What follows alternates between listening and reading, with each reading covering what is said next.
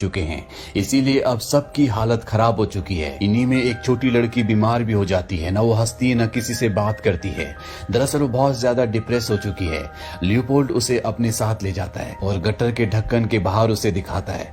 उसे कहता है कि तुम गहरी सांस लो।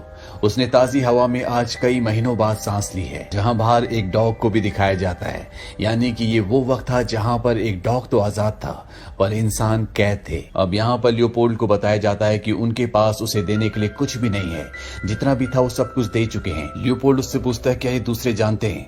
वो कहता है कि नहीं, मैंने किसी को नहीं बताया क्योंकि ऐसा करने से सब डर जाएंगे। लियोपोल्ड अपनी जेब से निकालकर उसे पैसे देता है और कहता है कि अगले फ्राइडे को सबके सामने मुझे दे देना, किसी को मत बताना कि मैंने तुम्हें पैसे दिए। दरअसल लियोपोल्ड नहीं चाहता कि उन लोगों को ऐसा लगे कि वो उन पर एहसान कर रहा है। धीरे धीरे वक्त बीतता है और इसी तरह से इनकी जिंदगी चलती रहती है।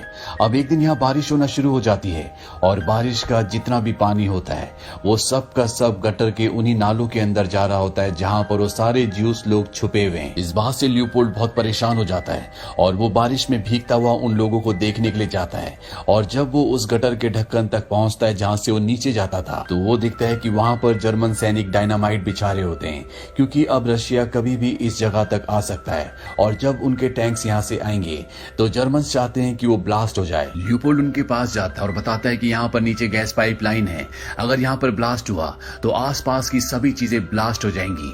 जर्मन ऑफिसर कहता है कि अगर नीचे पाइपलाइन नहीं हुई तो तुम्हें उसी टाइम शूट कर दिया जाएगा और वो उसके साथ उसी जर्मन सोल्जर को भेजता है जो कि उसका दोस्त होता है। ये दोनों के दोनों नीचे जाते हैं जहां पर लियोपोल्ड उसे एक पाइप दिखाता है और बताता है कि यही गैस पाइप है। वो उसकी बातों पर विश्वास कर लेता है।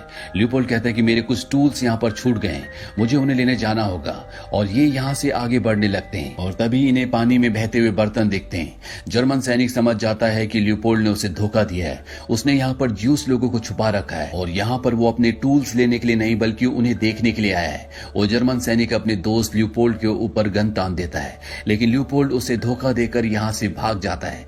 वहीं सभी ज्यूस को दिखाया जाता है जहाँ पर पानी पूरी तरह से भर चुका है, वो कभी भी इसमें डूब के मर सकते हैं। साथ ही लियोपोल्ड भी पानी में बह जाता है, वो इन तक नहीं पहुंच पाता और जब पानी पूरी तरह से थम जाता है तो वो देखता है कि वो जर्मन ऑफिसर जो उसके साथ नीचे आया था, जो उसका दोस्त है, उसकी मृत्यु हो चुकी है। लियोपोल्ड इसके बाद उस जगह जाता है जहां पर सभी ज्यूस लोग हैं और वो देखता है कि सब के सब जिंदा हैं। ये किसी चमत्कार से कम नहीं होता। लियोपोल्ड कहता है कि मैं तुम्हारे लिए सूखे कपड़े लेकर आता हूँ और जब वो अपने घर पहुंचता है तो देखता है कि उसकी पत्नी और उसकी बेटी उसे छोड़कर जा चुकी है। लियोपोल्ड इस बात से पूरी तरह से टूट जाता है, पर अगली सुबह उसकी पत्नी वापस आ जाती है क्योंकि वो उससे बहुत प्यार करती है। वहीं कुछ समय बाद दिखाया जाता है कि नाले के अंदर जितने भी ज्यूस लोग होते हैं उन्हें लाउड स्पीकर की आवाज आती है और जब वो ध्यान से सुनते हैं तो ये रशियन भाषा होती है, यानी कि रशियन आर्मी यहाँ तक पहुंच चुकी है, जिसका मतलब ये है कि जर्मन्स यहाँ से जा चुके हैं। इनमें से जब एक उस जगह जाता है जहाँ पर गटर का ढक्कन होता है, जहाँ से बाहर निकलने का रास्ता है, तो वहां पर उसे एक हाथ दिखता है। वो ऊपर चढ़कर उस हाथ को पकड़ लेता है और ये हाथ और किसी का नहीं बल्कि लियोपोल्ड का होता है। इसके बाद इन सब को यहाँ से निकाल लिया जाता है। पिछले 14 महीनों से ये इस गटर के अंदर थे। बाहर लियोपोल्ड की पत्नी और उसकी बेटी इन सब के लिए खाने की बहुत अच्छी अच्छी चीजें लेकर खड़े होते हैं और इस तरह से लियोपोल्ड की बहादुरी से, उसकी अच्छाई से और उसकी इंसानियत से इन सब लोगों की जान बच जाती है। अंत में हमें बताया जाता है कि 12 मई सन 1946 को एक Russian army truck out of control हो जाता है, जिससे अपनी बेटी को बचाने के चलते लियोपोल्ड उस ट्रक के नीचे आ जाता है और उसकी मृत्यु हो जाती है। लियोपोल्ड सोचा ने जिन लोगों को बचाया था, इन्हीं में एक बच्ची होती है जिसका नाम क्रिस्टियाना शिगर होता है। वो बड़े होकर राइटर बनती है और जो 14 महीने उसने उस श्यूअर, उस नाले के अंदर बिताए थे, उसके एक्सपीरियंस से वो एक किताब लिखती है, the girl in the green sure, जो सन 2008 में पब्लिश हुई थी और इस फिल्म को उसी किताब की सच्ची कहानी पर बनाया गया है।